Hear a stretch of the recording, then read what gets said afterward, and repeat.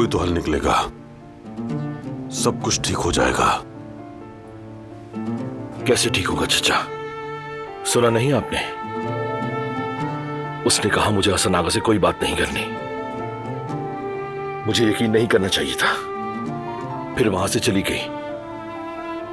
और गलत भी क्या था? ठीक तो कहा उसने, हक पर है वो अपनी जगह। सच है, आज वो ठीक है, कल किसी और बात में तुम ठीक होगे।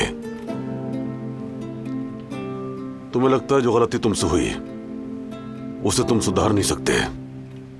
मुझे भी यही लग रहा है चचा, क्योंकि कुछ गलतियां इंसान से ऐसी हो जाती हैं जिनका मदावा नहीं होता।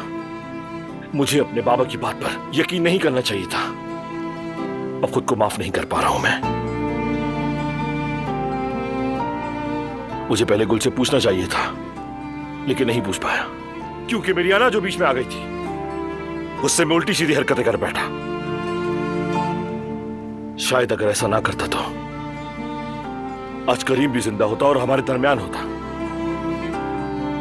उस बात को इसमें शामिल न करो बेटे, उसकी जिंदगी इतनी ही थी, बस दारिया सबब बनी। इस दुनिया में जो होना होता है वो होकर रहता है, न एक लम्हा कम न ज्यादा। बात सिर्फ यह है कि हम अच्छा चुने,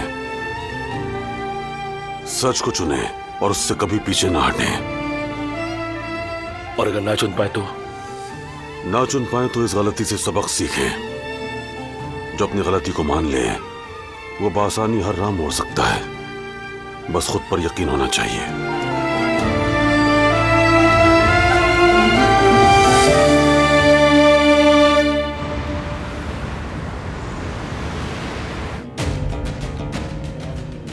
लगता